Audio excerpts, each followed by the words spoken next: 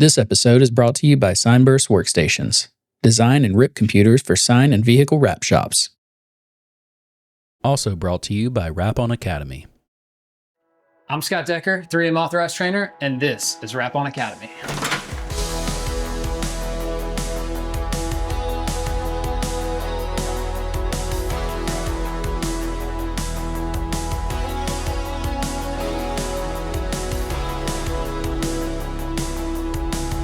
You want to wrap race cars like a pro? Check out WrapOnAcademy.com.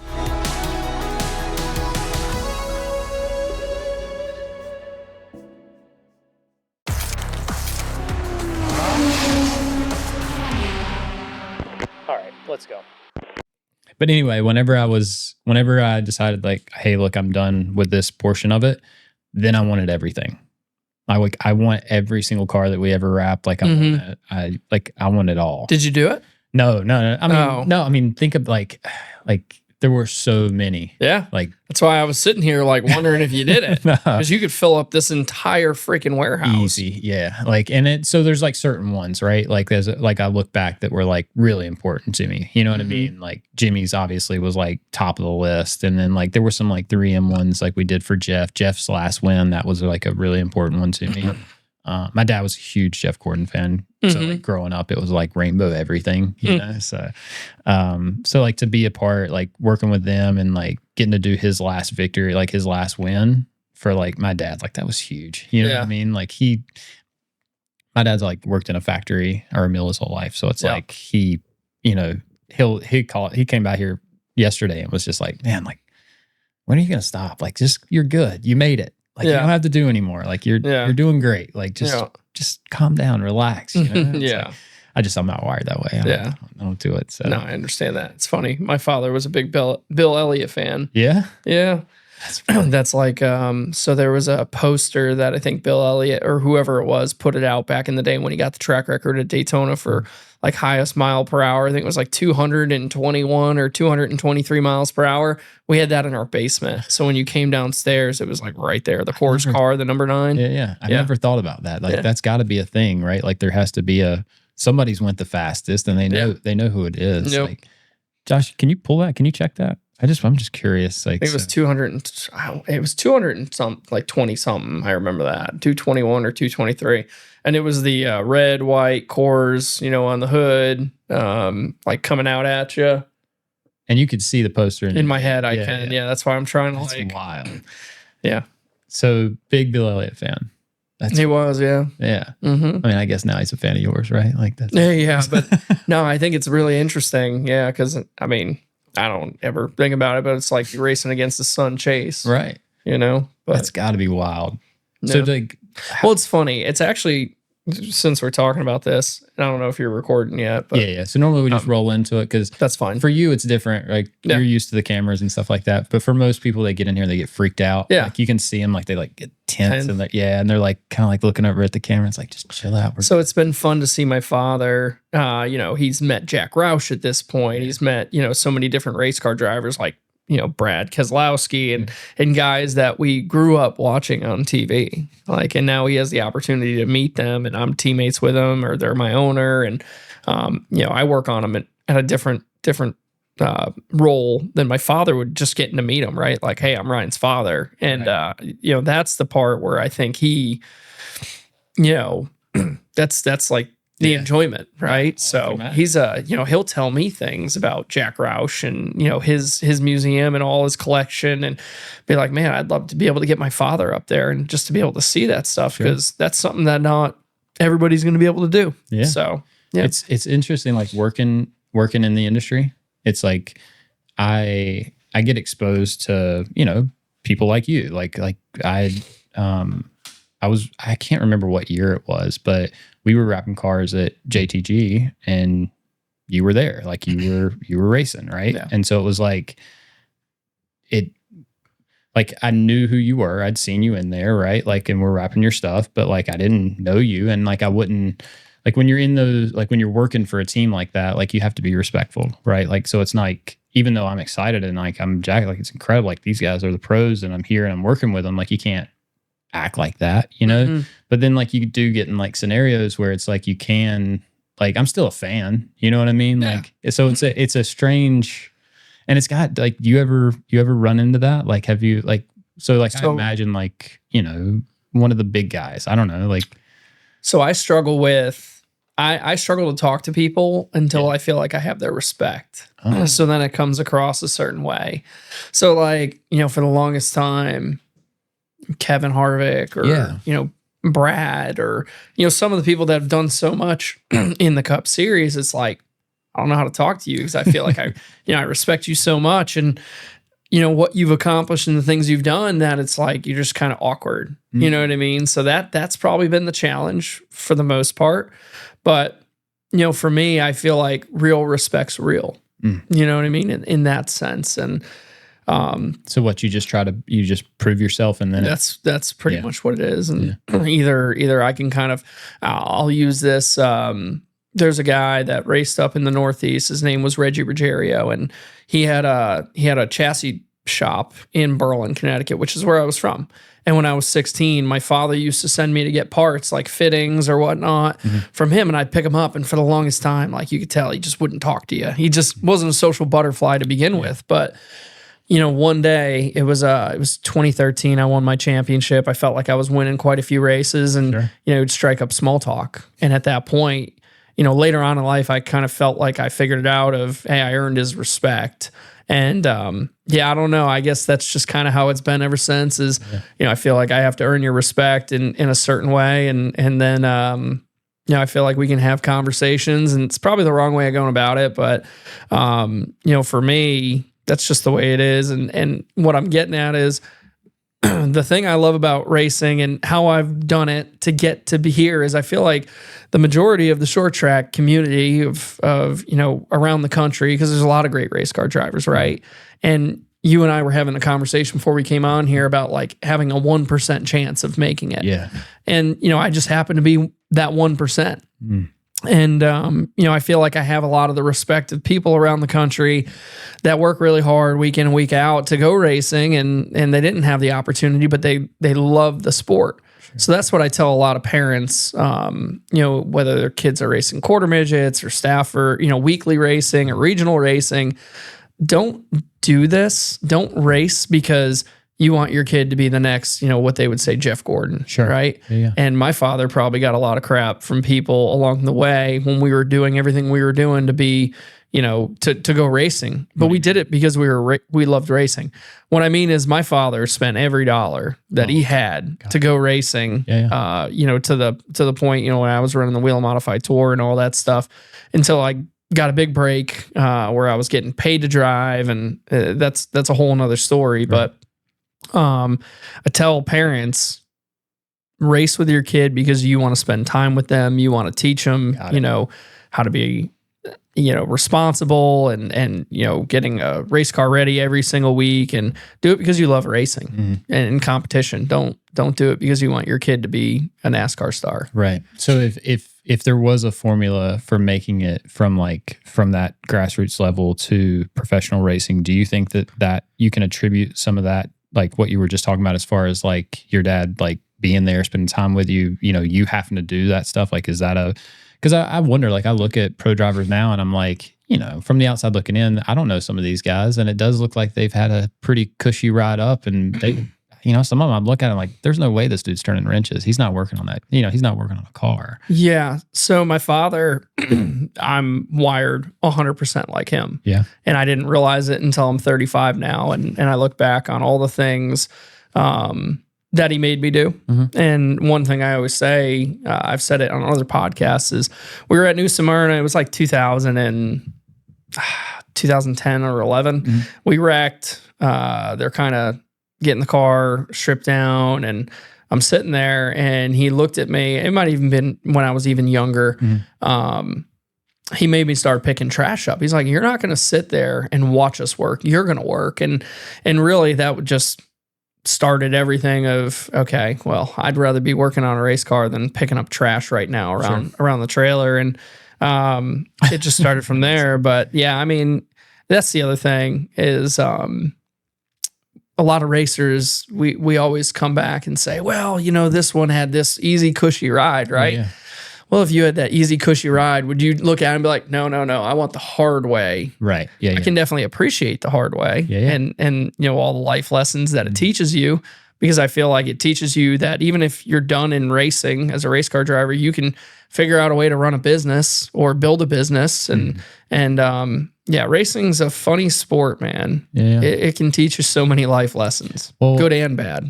I've seen over time where it's like, it's not enough just to be a race car driver anymore. You know what I mean? Like you see these guys that are, and we were just talking about it out there, was like, it's like, you got to kind of be all encompassing, right? Like there's obviously like there's talent out there that's, they haven't made it or they didn't make it. You know what I mean? And it's kind of like, that's one of probably the biggest, most unfortunate things of racing, is that like, there's talent that doesn't actually execute and they don't make it all the way. But for you, I think you've done a really good job of like not overselling it, like not being that guy, like trying to just be authentic. I mean, so you go and you win the Clash, which congratulations, by the way, is thanks. Pretty badass. It was pretty badass, right? But then you turn around, you go down to New Smyrna and you're racing all week, right? So it's like that's a lot. Like that's not an easy. I mean, I've seen, like, obviously I'm following your stuff, right? So it's like I see like, you're leaving Bowman Gray, driving straight to New Smyrna, like driving through the night, like racing is, I mean, you're a race car driver, like through and through, but you're having to do other stuff too. Like it's not just as cut and dry as like, oh, Ryan gets to race and you get to, sit back and do nothing, right? Like you're out doing other stuff. And so what, I mean, like, what does that look like for you? Like, how do you, like, because like I said, your content and stuff is good. Like it's just, it's you, right? Like it's authentic. Yeah, it's real. Yeah. Yeah. What's that Biggie saying? He's got a song. It's move in silence. Well, there's the whole thing to that, but like silence and violence, right? Like move in silence. And like, to me, it's like doing my work. I don't typically post a lot, like everything I'm doing. Right. But, from a racing standpoint, like I raced Bowman Gray. And then I drove home, like you said, and then I drove the motorhome down because we were testing the next day with a late model. And there was a whole bunch of things that I wanted to do before the season got going. And that's just what racers do. Yeah. Like, it's weird because at this level, most people, they don't. I'm not saying well, everybody they couldn't for a while, right? Like, I think that was like a thing, like maybe like part of their contracts or something. It's all based around your contract. Right. Like I get approval to do certain races, and I could pretty much just go to Brad and say, hey, Brad or Chip and Jack, like, guys, can I go run this race? And they'll do a little bit of digging and they'll be like, thumbs up. So you want your racers out there, and I feel like as a race car driver that's in the Cup Series, when I go race New Smyrna or Stafford or whatever racetrack I'm going around the country, like, I got to make sure that the car's fast. Because if I'm showing up and getting my butt beaten, it's like, well, I'm supposed to be the best driver in the country, one of the best drivers in the country, right? So I feel like just one Bowman Gray. I mean, that's a big deal. Like you're rolling in 2026 pretty hot. So. Yeah, but it's important to me, and I guess we would say our brand, because I brand myself as just a short track racer, just a racer. And so I try to be just Ryan Preece, which is who I've always been, and I don't know, I love racing, and it was kind of like what I was definitely saying a minute ago about preaching to parents and ones that are trying to get their kids to the next level. It's like, just race. Just win. Yeah. And, if they do all those things, and, I was fortunate enough when I was winning races and racing for different car owners, they wanted to help me. And, I would get a next opportunity, and funding's a big part of this, this sport. It's just a reality of it. It's expensive. And, those people would help me. And, then you'd go out and you'd do exactly what you should, which is winning. And then you'd get that next opportunity, or at least see some sort of, next roller coaster to jump on. So I've heard a lot of drivers say that luck is a portion of it. Like you just like, there's a small portion where it's just like, I was doing everything right, but there was a lot of people that did everything right. Like there was just, I called a lucky break, at somewhere. You feel the same way? Oh, without a doubt. Yeah. I remember, when this RFK piece was coming together to try and go race there, there was a lot of right place, right time. I didn't want to become another story about, man, we were one day away from this signing. And but I mean, at that point, you'd already kind of made it. I mean, you had already run for a Cup Series. Not in my eyes. No? No, I want to be, like, when I say successful, everybody looks at success in different ways. Like, hey, you made it to that level. Yeah. Like, and you were full-time for however many years. Yeah.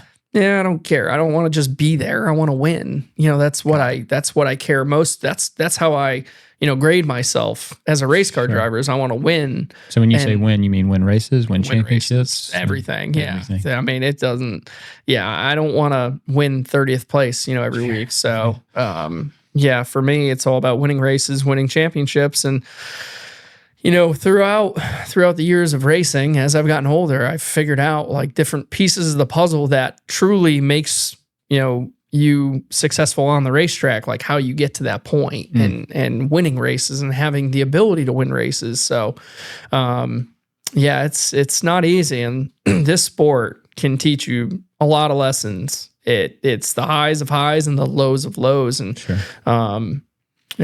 the talking about the competition there and like how you're coming through the sport and with the whole next gen car, do you think that that's been good? Do you like that? I mean, and then some of the people that's listening might not know exactly with it, but there was a shift in NASCAR a few years ago where, we went from steel bodies to now where, things are a lot more competitive, right? We've got, and maybe that's not the right way to frame it, but no, it's every part and piece on that race car is purchased, and every, if you're a new team that comes in, you have access to these same parts and pieces that, RFK, Penske, or any organization has. Sure. And then it comes down to people. Right. It comes down to hiring really smart people. And so like when you're analyzing like what it takes to win in the Cup Series, like does it get, like I would think it would make it a little bit easier now because it seems like it's a little bit more of a level playing field. Yeah, I think the box is definitely tighter. Yeah. And the right. Yeah, I don't know. That's a really good question. Yeah. And to be honest with you, yes, it is for sure. I mean, if I wanted to build a race car, let's say I lost my ride and then, I had some sponsors and I wanted to go and go racing and I wanted to go to Martinsville. Yeah, I feel like I could probably put a competitive car out there just based off of,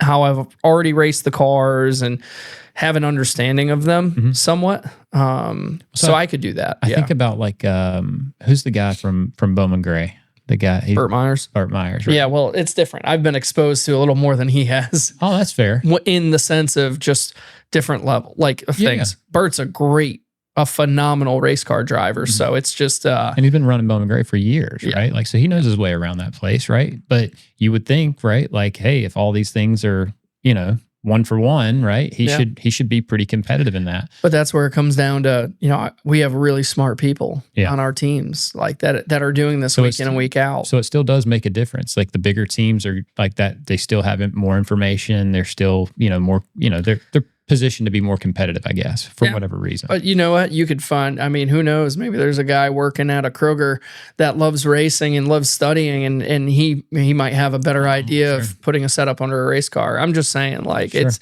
a lot, in my opinion, it is 100% about, the people that are behind you at the race shop and setting the race cars up. And, it's really, it's a team sport. It really is. And to go out and win, it takes everything.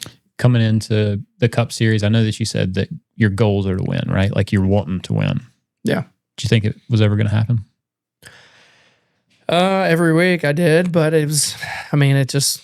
I've never struggled to win in anything ever.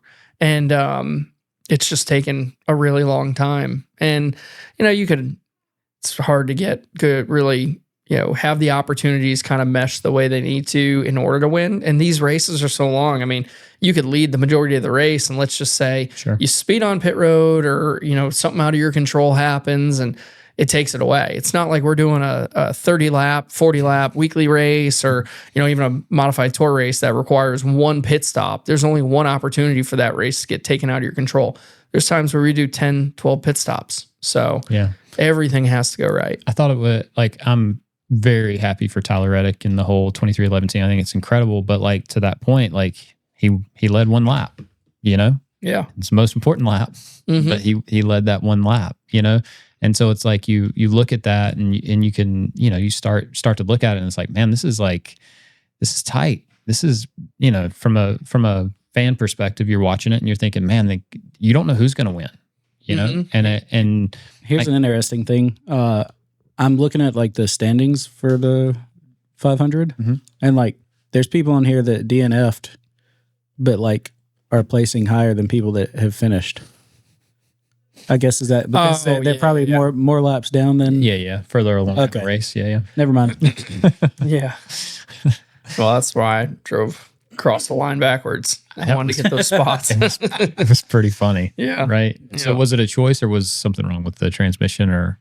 No, I couldn't drive forward for whatever reason. Yeah. I tried to go forward and just was stuck. So when it started moving in reverse and got, you know, unstuck, I was like, well, I'm not stopping. I'm just going to keep rolling. Well, you know, just getting to hang out with you some and getting to know you a little bit. I know you got a little bit of a sense of humor. So in my head, I'm watching and I'm like, yeah, like he could, this could be him just cutting up, you know, because it was and it was headlines. Like it was probably great for your sponsors, like the visibility and stuff. Like obviously you want to, you know, promote your sponsors. In the moment, I was 100% just, I want to finish this race. Sure. You know, I want to get across the line. And then there was no like Talladega Nights going on somewhere in the back of your head or no, definitely not. Like it was all natural. So well, that's what you and I talk about is like usually natural, the things that happen naturally are just gold, right? And I just happened to be crossing the line. I remember I'm rolling up, getting to the front stretch, and Tyler is sitting there, and I'm just like, all right, I'm gonna go super easy, as close to the outside wall. I don't want to be a part of this. To take away from his, exactly. And then it just, like, sorry, Tyler, I got to finish the race, right? But,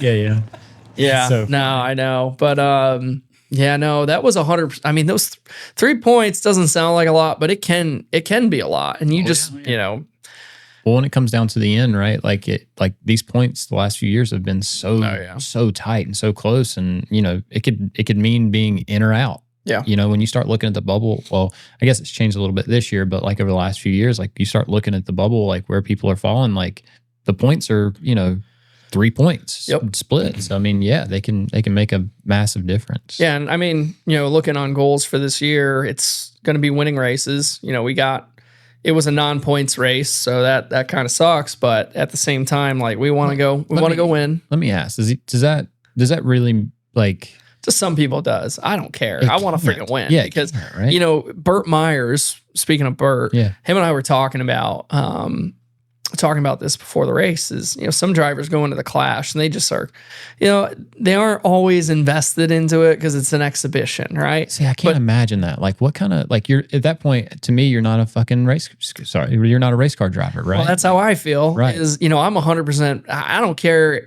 And I'm serious. I don't care if we're racing out back behind your building. Yeah. Like I want to win. Me too. So that's just kind of how Burt and I were talking about it. Like he didn't make the race. It's like, well, damn, I wanted to make the race. Right. And, you know, he cares just like I care because, you know, him and I were talking about the way the qualifying, the practice and everything was set up. It was based off the previous year's points. Well, my charter is leased, so it had to be swapped, and you can only lease a charter one time. You know, you can't use them multiple years in a row. I didn't know that. So basically, most people probably don't, but that's why I had to go out in Group 1 for practice and qualifying, and that put us at such a disadvantage, so to speak, if you're trying to make the race, because the track, any short track across the United States, any short track anywhere, like they progressively get better and better on asphalt. Sure. In dirt, it would have been ideal. Yeah. A lot of moisture, a lot of speed. Hey, we're in good shape, but it's not that way. Sure. So, you know, to try and even make the race was going to be a big deal. Mm-hmm. Like, and then we obviously qualified in, and then it was just climbing the mountain from there. But, yeah, I mean, I definitely have a lot of passion when it comes to racing and winning, and Bowman Gray, we won that race. I got a pretty damn cool trophy that I'm going to have at my house, another checkered flag. Oh yeah. You know, and I've heard you say it a couple of times like that, like, well, you know, it was just an expedition. Because that's the way our sport is. I know. You know, it's always looking for a way to kind of like justify the. I guess. I don't know. But no. I was jacked. I was watching. I'm like, fuck yeah. Like, yeah, I was too. I can imagine. You looked a little happier than me, really. Yeah. I mean, we we were both saying fuck a lot. So it was like, we could like, I could relate. I felt like we were there together. Yeah. And in my defense, like, I joked with a couple guys because they joked with me about dropping the F-bomb. Oh, yeah. And I was like, well, in my defense, I've never been to victory lane in a cup car. And I didn't realize the camera's rolling on you the entire time. I'm just sitting there like, like as soon as you stop, like there's 4 cameras from right there. Yeah. I'm looking over like, can I get out? No, it was good. I did want to ask you, we were talking about like the permission for racing. Has there ever been a situation like where it was a little iffy where like maybe they would be like, maybe. No. Believe it or not. No. JTG with Tad and Tad and Jody were great. Like they, anytime I wanted to go race, they would let me go race. Sure. And then I went to SHR, like Tony's a racer. Sure. I would just let Zippy and those guys know. Yeah, thumbs up. And then at RFK, it's all just, they want to know where you are, right? Because you're an asset to them. You're part of their brand. And just going through those processes. And obviously I'm not going to make the decision to go race a race if it's the day before a big race and then you're tired the next day. There's a lot of things, like I make conscious decisions of when I should or shouldn't race. So it's more timing than it is the actual race.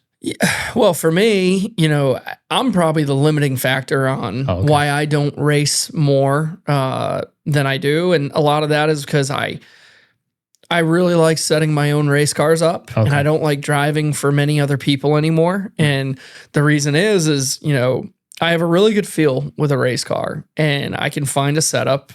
I'm not, a vehicle dynamicist where I can tell you why these things are, or what, hey, because I've, put more bar load or I changed jacking in the right front or left front or, changed rear trailing arm angles. Like I understand it in my head, but if I'm going to sit here and talk to somebody who went to school, that's an engineer and forces, they're going to be able to explain it to me way better than I would be able to explain it to them and in a way that it makes sense. But I have a really great feel that I can feel what peak air pressure is for a lot of these race teams that don't get tire data or would even be able to understand it. I can feel it. So I can get myself to where I need to be there, or I can make roll setter changes or spring changes or, anything with a race car and dial it in. I don't want to dial race cars in for people anymore. I don't want to race against it because once I give them that baseline, then they have it. Then I got to race against it. Granted, they don't have the other things that go along with it of, okay, the tires have changed a little bit today. Hey, we need to adjust air pressure or, stagger and vice versa. So there's that. So that's the reason why I don't, go and do other races. Now, there's definitely racing that I want to do. Like as a racer, I want to run a wing sprint car on asphalt. And there's actually a really cool series out, and I forget, I don't know the name of it, but they have like $1 million purse throughout the year. It's really? like it's a pretty big deal.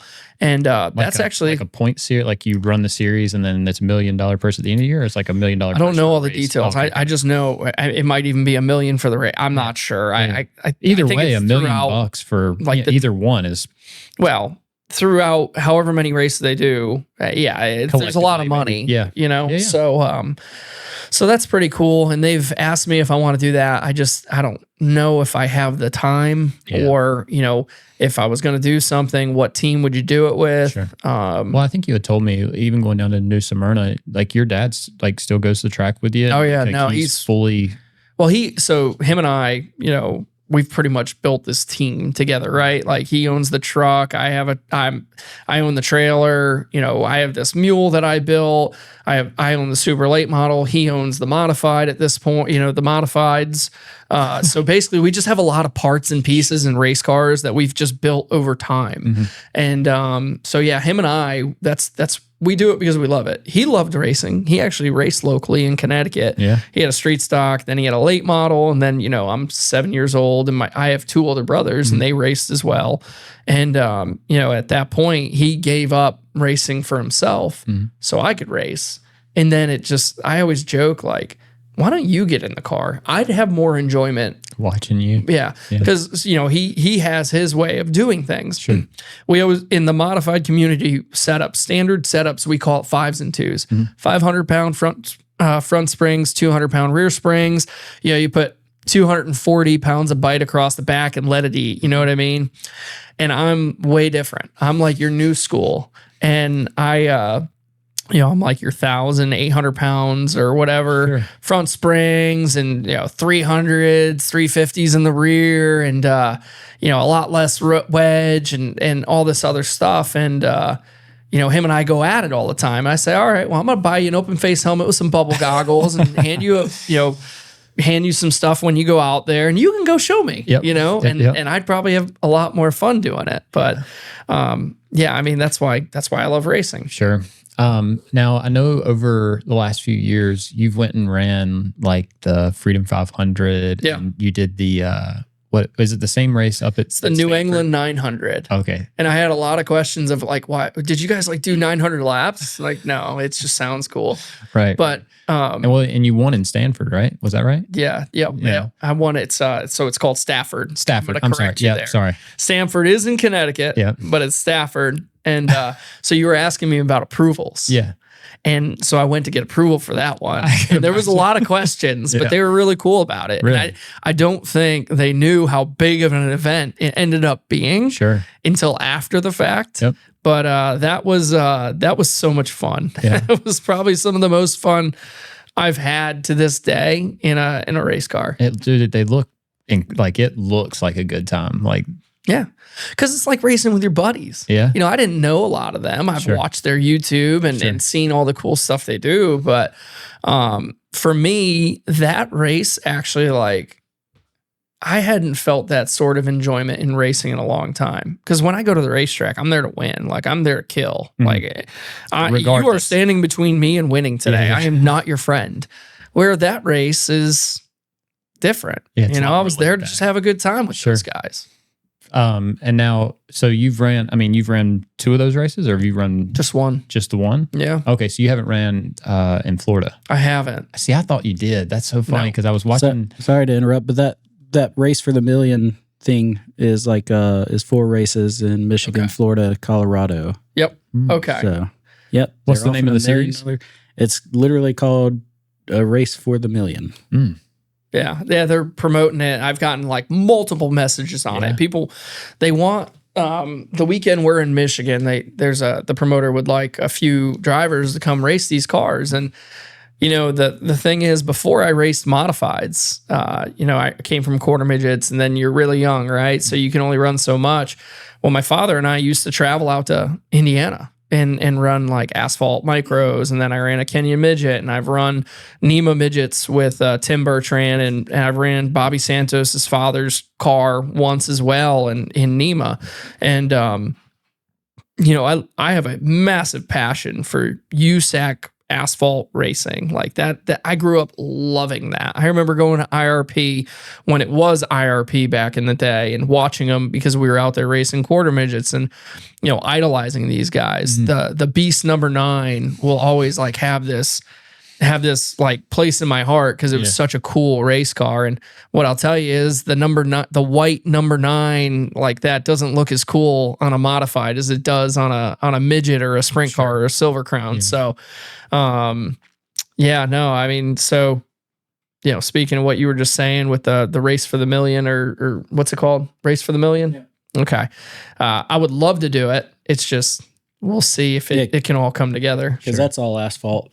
Yeah. Races. And it kind of pivots on dates, right? Like when it falls on the calendar and making it happen. So I know, so the way we kind of got to know each other was through graphics, through wraps, right? Like obviously, well, I guess probably it'd be more fair to say racing. Yeah. So that's probably a more fair statement. So we came into racing a little differently, right? Like I tried to service the racing industry from a wrap standpoint. You're coming in to service the racing industry as a professional driver, right? And just so you know, at any point you want to switch, I'm completely down. Yeah, I bet. I just don't. But I say that to say like you've had some experiences rapping. Oh yeah. Like this isn't like you know. So the whole story with you, and you reminded me this a couple weeks ago because you came and bailed me out when I was wrapping my super. Let's just note the fact that you were trying to wrap your super. Like, I think that was cool. Like, hold on, I've done it once before. I did it once before, and it didn't come out terrible. But the problem is, and you even said this, time. Sure. Time and patience are key things that you need when you wrap a car or wrap anything. Yep. And time and patience were not on my side that day. Like, I'm like, okay, I got 2 kids in the house. I'm trying to get this done in a short period of time. And my mindset that I thought I could do it in an hour or 45 minutes was not right. Okay. And so no, we met. It was the trailer, actually, I think it was 2019. It was 2019. Our trailer caught fire on the way to the racetrack. So they needed you to come out and wrap the backup car that was in the other trailer to make it look like the 47. So that's how we first met, because I was kind of, I think, trying to help you that day. Well, it was cool. Like, that whole experience was cool because, like, they ran like highlights of that, like on NASCAR and ESPN. And like, there was like all these shots of like me wrapping a car in the garage. And like, obviously, like, I'm there just doing a job, but it was cool. Like, there was a lot of shout outs, and like, I think it was cool too, like how it all came together, like everybody like helping each other and like making it happen, because I mean, that trailer burnt down like on like, I don't know, middle of the week or something. And then, by Sunday, like, you've got a whole new setup and you're ready to go racing. Like, it was pretty incredible, really. Yeah, no, for sure. And I remember when my phone that night that it caught fire, I remember looking at the group me that we had, and it was like, it's on fire. And I'm just reading all these messages thinking to myself, what on earth is going on? And that was at like 2 or 3 in the morning. But yeah, no, fast forward 6-7 years later, because you would message me here and there on Instagram. And, I finally ended up taking you up because I'm like, I am in such a pickle here. I need you to come help because, I got a local guy in Connecticut, and when I say local guy, he's actually really big. It's called Sign Pro. And, he always prints my wraps for me and he sends them down. And, I like to install them myself. Sure. And then I quickly figured out after you did it and fixed my mess up that I did, I'm like, wow, I'm just not, this isn't me. I'm, as much as I like to do all the rolls, I like to do tires, I like to do vinyl, I like to set the race car up, I like to do, everything. There's only, if you want to do it right, you need to commit to one thing. And, well, I think, so the whole point in us having the school was like, we want to help those guys that want to do it, because obviously, like, there's people out there that genuinely want to do it themselves, and I get it and I respect it. So it's like, if I can help those guys like speed up that process or kind of like fill in that gap of like that learning curve, because like in your situation, like if you would have screwed the graphics up, well, now you got to call the guy back. He's got to redo all that stuff, ship it back down. Yeah. You know what I mean? That's the number one thing. And like, that wrap, that's not cheap. Like that's expensive. It is. You know what I mean? So I was just sitting there thinking in the moment, like, oh, Pete, I am so sorry. But you wouldn't even know that I just destroyed that. You would, but most people wouldn't. Wish you would have called just a little bit sooner. I know. No, I'm just kidding. Yeah, well, it was one of those things I ended up being like, oh, I can fix this, and then I can fix this, and then what happens? You meet at a point, and then it's just a disaster, and then that's when the real problem began. But yeah, no. So yeah, super. Thank you for doing that for me, because you got me out of a pickle, because as a race car driver, as Ryan Preece, when I show up to a racetrack, I don't want to look like, I feel like I have to represent something, and have my stuff be nice, right? Well, you are, right? Like everything that you do, like what I was telling you earlier, I'm watching New Smyrna, and like, everything on flow, it seems like it was just Ryan Preece. Yeah. And it's like these kids, even these grown men, like they look up to you, like you made it. So it's like, yeah, of course. Like, you want to represent that well. Like, you want them to see you as the professional you are. And like, it's when you get into it, it's like, yeah, graphics might not be like the number one most important thing, but like, I've always told people, like, when you look back and you're thinking about like that iconic 9 car, right? You can see that in your head, like clear as day. Like you know exactly what that car looked like. Well, you know what it looks like because of the number, because of the graphics that were on it, because of like, so it's like our portion of it is super important because we bring that to life. Like when you, like if you describe Richard Petty or you describe Dale Earnhardt, like you're describing the blue number 43, right? Like, well, that's my part. That's what I do. Like, and in some cases that's going to go down in history. And like, that's all people are ever going to remember.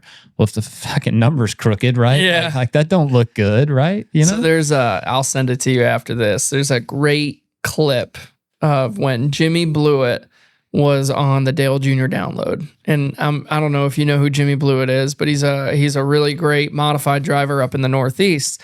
And he has this clip where he's talking about, you know, I like my stuff nice. And, you know, there's some people that they don't put that same type of, you know, they don't care. Yep. Where they'll unload the car and the number's like slanted the wrong way and the thing looks like it's doing a wheelie. And it's a funny clip. Yeah. But exactly. And, you know, my dad and I, when we were racing for the longest time, it was like, do what you had to do to get to the racetrack. Sure. And now we have like a different level of, I want my stuff to be really nice. That's you know, right. I want to take care of it. I want it to, because it represents who I am. That's right. So, times have changed. But I told you this story when we were at the shop the other day, and I don't think I'll ever forget it. But you guys were, when we were in Kentucky, you guys were nice enough to take us out to dinner. We had a great dinner. It was a really good time. And Heather had kind of made a joke about, I think it's Heather, right? Yeah. I hope I don't say That's that my wrong. wife. Yep, it's Heather. Okay. But she had made a kind of a joke about, she was like, you know, Ryan's wrapped some stuff before. And I was like, oh, that's cool. You know, that's like he seems like that kind of guy. Like, and she would be like, yeah, I came on one night and like, he's got Mustang panels laid out all in the bed. And I was like, what do you mean? And she was like, oh, he brought them in the house and was just wrapping panels from the car in the house. Terrible idea. She said, next time I'll just tell him to call you. And I was like, all right, just tell him to call me. No, I've wrapped my Mustang. You know, when I had my Mustang, I wrapped it probably 8 or 9 times. Yeah. You know, and it would always get to the front bumper, and I'd just be like, "Oh boy, I'm in trouble here." And I'd do like 3 sets of. I'd start off with like the flat up top, cut it, and then do around. Like, I'd have to do it in like 3 different pieces, just to make it look right. Which, you know, obviously if I had your experience and your time and, you know, 20 years, sure, I could maybe do it okay. Yeah. But I think you'd be no, I just enjoy like wrapping because I mean, most of the time it was like, hey, you got to do it. You got to figure it out. And that's just the way it was. You know, I wrapped all the race cars and they weren't full wraps a lot. It was much easier. Doing a full wrap is way more difficult than taking letters or just the design that goes on backwards and then setting the numbers on it and then the sponsors and all that individually. That's way easier than taking a full wrap and trying to make sure that, hey, my number's in line with the door right here, and then, you know, going and so on. So I definitely enjoy it. It's an art, one that right now in my life, I don't have the time or patience for as much as I love it. And, you know, I like being able to just say, yeah, I'm going to do this. Probably just best to give you a call. Sure. Well, it's cool because like even like from an RFK standpoint, right? Like obviously you've got, you know, engine guys, body guys, you've got tire guys, you got guys for everything. And like even RFK now at this point has a in-house graphics program and you got guys that handle it, you know what I mean? And like that's what they do. Their job is to make that car look good. You know?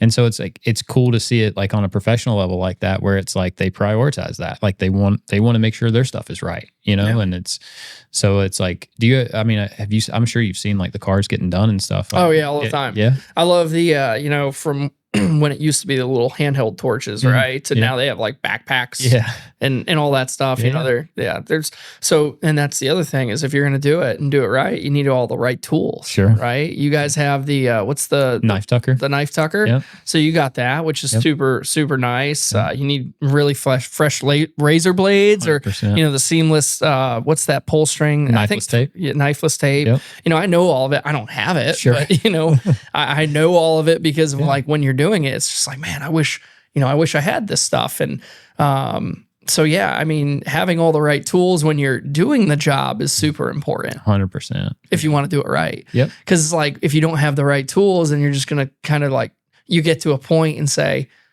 well, I can kind of make this work. And then by the time it's done, it's like, well, it would have been a lot easier if I had the right tool. 100%. And that's why like people who watch us, they kind of get lost in the like, man, you make this look so easy. And it's like, somewhere between like technique and tools, it's like you've done it. I've done it enough now to where it's like, it's not that, it's not that impressive. It's like, man, we're just putting a sticker on at the end of the day. But like, it's a lot. Like there's a lot of engineering that goes in behind like, creating good tools. Like there's, the tools that we have and the ones that are like our go-to everyday tools. Like chances are I'm not going to a job site without, a torch, a squeegee, a knife. Like you have to have those things in order to wrap a car. But now it's like, you start adding these other things. Like, I don't know if you've seen it the other night or not, but like I'll put a glove on, right? Like there's it's a wrap glove, right? And so we're going to have one. Like I'm not going to go wrap a car without one. It's not going to happen. And I feel the same way about our products, right? Like my younger brother, he installs too. And he came by the other day.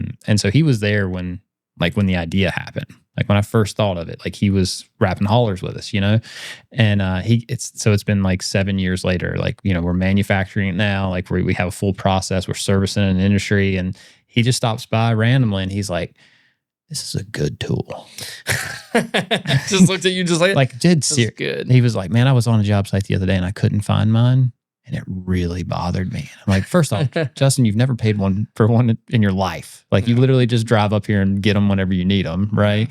And like, where have you been? Like, he was like, I've just always had one, so I've never felt the pain of not having one. And then so not having one has just been like, I can't do it. Yeah. And I'm just like, God, come on, man. Like, so it's a lot of it is marketing. You know what I mean? It's like communicating it and getting it out there. And that's why I was curious about like for you, because like you've done a good job. Like you do post and like you will share a little bit. Like I've seen the stuff where you're like out in the snow and right. Like, but that's just like you being you, like you doing your thing, and it's cool. Cause like that's who you are. It's like going to New Smyrna, right? Like that's who you are. Like you're having fun and you're doing your thing. And so we try to do the same thing, right? Like we're just trying to share the stuff that makes sense and, show people like, hey, look, we're installers. We use it. And hey, if you like it, you can buy it too. It's like, it's not a huge, like I said, marketing grosses me out. It's like, it freaks me out. Like people will go over the top with it. And so. Well, and people change for sure of how they want to, be marketed too. Yeah. I feel like 20 years ago, people enjoyed seeing the ads, right? And they were just commercials. Like, hey, when you watch TV, you know what the purpose of this 30-second or 15-second, film is. It's to advertise for that company. Sure. Nowadays, most people that are on Instagram, Twitter, TikTok, Facebook, or whatever else outlet there is, they don't want to feel like they're being fed a commercial. Sure. They want something authentic. Yeah. And for me, I'm lucky enough that everything that I do, like all the things that I like I'm very passionate about. That's what I'm pretty much posting. Sure. So it's really, really real. Well, it's cool because like I see like Oscar Mayer was on the car for New Smyrna. The Race Choice guys were on the car for New Smyrna. Like that's like I thought that was really cool. Like these are big brands. Like and they're supporting you on multiple levels. So it's like they're supporting you, like as a person, as a brand. Like it's pretty well, that's the fun thing about like my F-150. I gotta, now that I have kids, I need 4 doors. I need it back. I can't have that single cab that I drive around in all the time. So I got the 4-door. I got a supercharger Whipple on it, and you got a Whipple on both. I do. Yeah. Okay. I thought so. And but my lowering kit, my wheels, they all came from racechoice.com. Yeah. So like, not only do I get race parts, from there, they also got street car parts. They got off-roading. I'm not big into off-roading UTV or anything like that, but they have that stuff and they have audio equipment. They have, you name it, they probably can get it. It's cool. They've been helping me for, I don't know what, I've known Dave, who owns it, for 4 or 5 years now. He's big into the racing modified community up in the Northeast.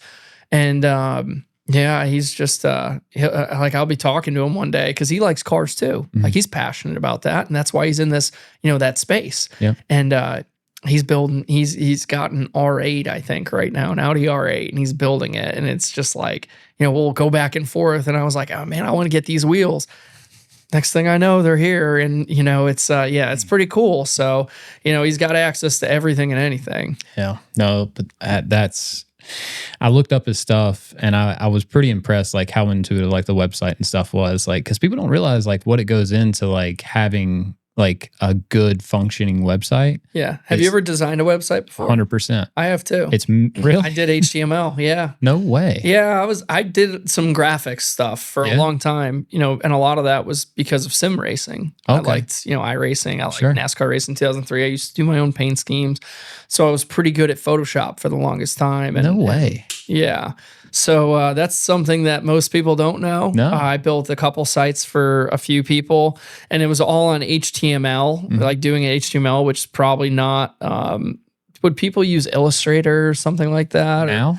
No, way back in the day. I forget. There was like an Adobe. I couldn't figure that one out, but I would do HTML because somebody I used to race with when I would go-kart in Connecticut, I was 17, 18 years old. We would go to a local track called On Track Karting, just like an arrive and drive place. Sure. I actually worked there, and I would give private lessons out. One of the guys was he was a coder, and he did security for a lot of people. He taught me how to do HTML code. That's and wild. So I don't remember any of it anymore because it's been so long. Right. But yeah, no, I was in that space a little bit. Sure. No, and that's interesting because like a lot of times when I think of, like I'm thinking about you, I'm thinking like, mechanical. yeah, definitely see you in the garage working on stuff. Like the idea of thinking of you behind a computer design. That was a long time ago. Yeah. Like I don't even like, I think about, my father, he wasn't a big computer guy, right? Sure. You'd watch him and he'd be like a chicken, plucking at the keys. Okay. And I'd be like, okay, here, bud, back off. Let me run this. And, but now I'm, when my kids grow up, they're going to be way more sophisticated with technology than I am because, right now I'm just in a place where I'm not, outside of trying to run social channels and stuff like that. I'm not up on any of the whatever's changing. And you say that, but I asked you a question the other night, and you shot me back a text of a screenshot of ChatGPT, and I was like, "Why the hell did I not do that? Like, why I didn't even think about doing that? Like, and I was like, that's the like." And Brad turned me onto that, Keselowski, because he is 100% up on technology. Oh, really? Yeah, he's super. He is on it. Yeah. So that's actually been the nice part is being around him because I'll kind of feel like I get an idea of like what technologies and things people are using. But ChatGPT. Yeah, it's the shit. Like it's awesome, and I'm guilty about not utilizing it the way I should because I pay for it, so it's like whatever the advanced version. I should have all the information. Which ChatGPT can code for you too. I just noticed that. Yeah. I'm not praising AI and all this other stuff, but if you don't use it, you're gonna get passed by it for sure. But I've been like following like RFK is a really interesting team. Like you guys have like a really like dynamic group of people. Yeah. Like is it, cause you get like from a fan perspective, you're looking at it and like you follow certain people and you try to like follow along with their story and stuff. But like Brad's pretty interesting cat, man. Like he's pretty sharp. And like, I guess see some like the videos of like his memory and stuff like that is like wild. Yeah. Like how he can just like recall stuff and just like even some of the stuff they're into. And that was another one I kind of wanted to give like a little shout out to was we're talking about documenting and media and stuff like that. Like, have you seen any like Corey LaJoie stuff after Daytona? Some.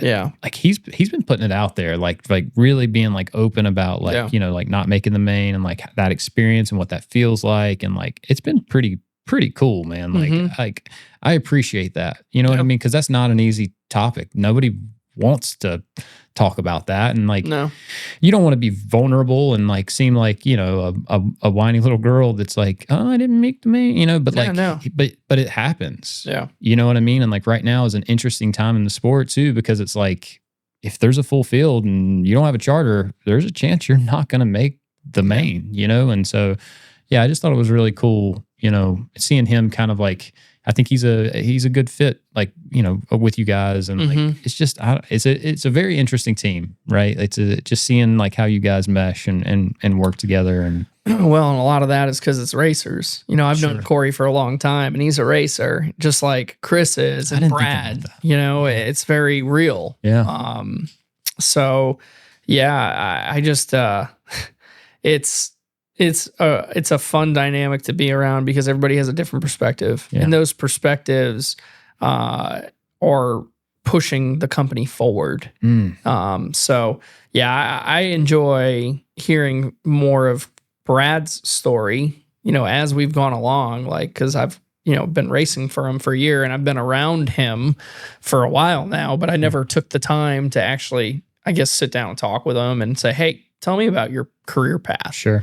And that part is very much like you were talking about, like, is there a set journey that somebody needs to take to get to this level? And there's no correct answer. Like Yeah, it's not like a formula. There's no formula. Yeah, you can't just like check these boxes, you're going to make it. No. Yeah. So for me, hearing Brad's was similar to mine in a you know, different part of the country and different road, but it was just like, okay, you had this moment that helped you get here. Just like, you know, I can think back to, you know, this moment that got me eventually to this point, and or this life experience that prepared me for this next one. And so that, yeah, but no, RFK and what we have going on, every race car driver, you have them on a podcast. No matter what podcast, they're going to sit there and tell you, hey, yeah, we're excited. The old fist pump. But, you know, I truly believe in it, you know, and I was going to say that earlier. You were talking about like the cadence, or like that, you know, there for a little while, there was like you could almost, like, without saying the words, you could almost just hum the rhythm of like a traditional race car driver's speech. Like, you know, you could almost, you know, exactly what they're going to say, and like it run through their little spiel. People and like, don't want that. They don't want that. It's not authentic. It's not natural, but it's like, you get, like, you see it, like it's inevitable. Like they, you know, they're trying to be safe, you know, whatever. They're trying to protect their brand or their sponsors, and they just fall in line and do their little thing. And so it's interesting because, like, from the outside looking in, to your point, it's like we want real, we want authentic, like we want guys to be straightforward, and so I get both parts of it. But for Brad, it's I wanted to ask, since we were on the subject, that for him, like, how is it racing with your boss? And I guess that's a weird way to say that. I don't know if that's right, but like, because he's not like, you're working with, like, see, I don't know exactly how to say it, but like, when we say something, do we got to worry about what we're saying? Not just that, like, well, like, I mean, he's part of it. Yeah. Like, he owns the team, like, he's part ownership in the team. He's also racing, like, so he's a competitor, right? Like, so like, you're out there with him. Like, I'd heard somewhere, somebody had told me that, like, Brad's one of those guys that, like if he knew that there was an advantage to the 4 cars, like, just say if you had 4 blank cars sitting there, like, he'd take the worst one, right? Like, if I'd believe that, like, you know what I mean? 1,000%. And you want to know why I know that, or why I'd say that, is because last year, going into the year, you know, he broke up his pit crew that he had from, or maybe I can't remember who it was, but he like shuffled some things around, and ultimately, my pit crew was the fastest one in the building until my jack man got hurt. And, you know, at that point, like, he sacrificed a lot of things on his side to help make sure the 60 was getting going, you know? So that 1,000%. Yeah. I would 100% say, you know, us as race car drivers, we're all selfish. We have to be. Right. Right. Because you have to win. Right. But I am very appreciative of when we put the whole program together, and, you know, being able to have Kroger come to RFK and BAM and everything there that helped me get to the 60 car. Like, it wasn't just you know, take this opportunity, okay, hey, we're gonna put you in this car, and then it wasn't like gonna be a good one or have all the right things happen. He made sure that it was like, hey, I'm going to give you what it takes to win. Go out and do it. And so I respect that. Yeah. And I'm happy. You know, obviously the Clash Got it done. I'm going to put an asterisk against it. Just not, I'm happy we won. We wanted to win, but I want to go do it more. Sure. You know what I mean? Not just say, all right, hey, I'm going to sit back here on my couch and be happy from here. Or, whatever happens from here on out. That's not the case. Like I want a lot. And, but so going back to your original question, racing with Brad, who's also part owner, and, having those conversations, I enjoy it because, when Chris and I have these conversations in our meetings, and Brad, he'll say, yeah, I agree. Or, I didn't have that. And it will just start this whole process of, hey, how can we fix this? And instead of just ending in this cycle where a lot of race teams, short track level or, at the cup level, they just fall into this of, well, it's just wash, rinse, repeat. You know what I mean? And you never end up fixing that problem. Sure. Well, as it is in any business, probably. So I guess it's on the back end, it's going to go one of two ways. Either he's going to relate to it, and he's going to say, hey, guy, like he can look at your GM or whatever and say, no, what he's saying is true. Yeah. Or like, well, I don't know what the hell he's talking about. Because I could see how, like, from an engineer standpoint, you go back and you have complaints, or you're saying, hey, we need to fix this thing. They may be like, nah, like we know this is right. You're the problem, not us. Yeah. So like kind of having him there to be able to, oversee that a little bit, to be like, hey, look, no, Ryan's right. Like he, there are these issues and we do need to fix these issues. It's got to be helpful. But I know there's got to be some downsides too, right? Because I haven't seen a downside yet. Really? Racing with your boss isn't strange? Like you don't feel any type of funny way on because the track with them? You got to remember, like racing with teammates, you always have to have a different level of respect for them, right? When you're racing your teammate versus racing somebody else, like you're always going to give that extra foot. You know what I mean? Yeah, it's just the way you go about it. It's just a respect thing. Yeah, you got to see this guy every day. Mm-hmm. Like I'm going to make sure on a restart at a super speedway, if I'm behind Chris and, we're coming down the front stretch to win this race, and if I pull out, neither of us win, like that's going to be an awkward conversation. So I'm going to be his goose and he can be the maverick. Okay. So it's just, isn't there a conversation there where it's like, well, Ryan, you didn't even want to peek out. You didn't even want to try to win. You didn't even want to go for it. I mean, no. What do you mean? Well, like I'm saying, like if you're pushing him for a win, like because they're expecting you to win too. Like that's what I would feel. Your team, yeah. But there's you hope that, and and I feel like, in our dynamic of how all of us are, like, it's going to be returned. Gotcha. That's the thing. Okay. So, and that's a teammate thing, right? That's a teammate thing. Yeah. That's, we all want to win. Like, I know Chris wants to win just as bad as I do, or Brad wants to win just as bad as I do. But, at the end of the day, you got to do the right thing for your team, but also your organization. And, every situation's different. If we're clear by, half a straightaway and we're at Daytona and I'm pushing him, and all of a sudden coming out of 4, I can kind of peek and we can race it to the line. Sure. Yeah, we'd probably do that. But would I pull out and sacrifice us both a good finish, or possibly winning? No, the racer and understanding how this whole thing is probably says let's do the right thing here. I think that came over time.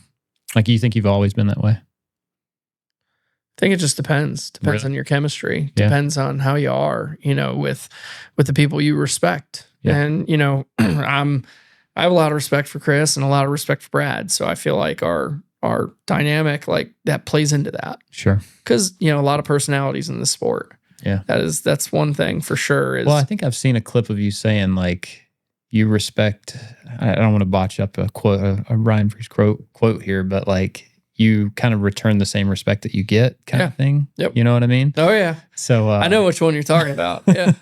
So it's like, but it's the truth. Yeah. And I was taught that because I got what I gave. Yeah. So that's the way I live. And I feel like coming from the Northeast, like up that area, it's a fight to survive for a lot of people, right? It's not cheap, and opportunities and all those things are not easy to come by. So respect is a big thing, and having that respect. So I kind of just live by it. That's just who I am.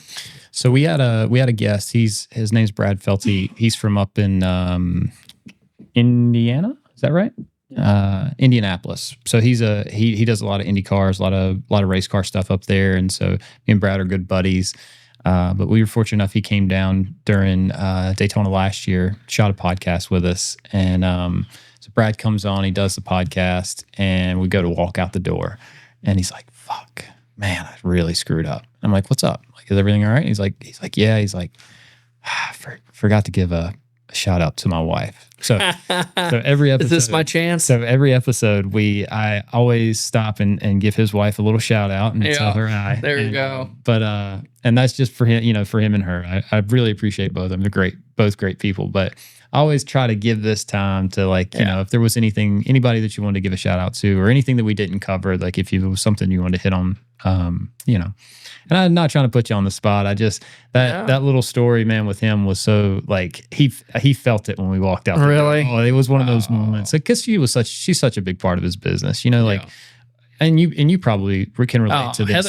Heather runs my, currently right now, my website. She does the shipping. So she'll when everybody, when they make an order on my website, and then because she'll do it once a week. We're not Amazon or anything like that. You know what I mean? Where you're shipping the same, 2 hours later, it's just not possible. Yeah. So she'll get the messages, angry messages. She had one person that was messaging her and was kind of I don't know, treating it like it was Amazon in some way, shape, or form. So she's like, hey, call this person. And I called them. I was like, hey, man, I just want to let you know, I am super sorry. This is whatever. Hey. And the guy was like, oh, my God. Wait, what? This is Ryan? and this is great. Oh, my God. Just don't worry about it. And I was like, no, we're going to get it to you. I'm sorry. We'll send you this. But my Heather, she takes care of, everything at the house, keeps everything around Freeloader Farm going, it's definitely it's a partnership. You really need to. I appreciate her and everything she deals with. Because as a race car driver, we have a good day, we come home happy. You have a bad day, I'd be lying if I say it doesn't affect me, or if we didn't run well, or we go on a string of, races where we haven't hit on something or whatever, because I care. Right. You know what I mean? So, a big shout out to my wife, big shout out to, same for New Smyrna, same group of guys have been going down there for, hell, I don't even know how long it's been now. So it's been fun, and hopefully many more years to come, and a lot of successful wins, and hopefully many more successful Cup years. I think I've seen a video maybe you did with Flo where you kind of went down the list of those guys, man. And it was pretty incredible. Some of those dudes have been with you for a long time, and it says a lot. I think it says a lot about you. I think it says a lot about the program and their dedication to it. That's pretty incredible. Well, it's every company out there, I'm sure you have a lot of rap companies or people in the industry. Mm-hmm. You always have those people, those core people that you've had. One of them is actually my father's an HVAC business. That's what we have up in Connecticut. And one of his guys he's had for 40 years just retired yesterday. Oh. And so that was a big deal. And I just think about I've had the same group of guys that have come and helped me race since I was, 15, 14, even younger. So it's been a good group. Yeah, and I'm sure they're proud of what you've done too. You know what I mean? You've accomplished a lot. To think of because I've been to the track and helped people before, and they've just to see them win a race is something, but to watch you come up through the ranks and dedicate your life to something is it's got to be a good feeling for them. And then how badass is it that you'll still go and run a late model race and they get to come and they still get to be a part of it. So it's pretty incredible. But dude, man, I appreciate you coming out and doing the episode, man. This has been incredible. So I just can't say thanks enough. Hopefully, if somebody wants to follow you, what's the easiest way to find you on social? Ryan Preece _ I think because Ryan Preece was taken by some Ryan Preece out there, but we got the Ryan Preece _. Okay. And you're mostly on Instagram. That's probably the the one I'm primarily on is Insta. I like Instagram because I was a picture book kid, right? I always like the pictures. Sure. So Facebook, picture, or Instagram, Twitter, those are pretty much primarily the ones I'm on. Sure. And probably they can find you on Sundays racing, NASCAR Cup Series. Turn your TV on, so you'll get to see Ryan Preece Preece winning some races this year. That's right. Awesome. Josh, we get everything? Yes, sir. All right. Thanks, buddy. Cool deal. Awesome. Thank you.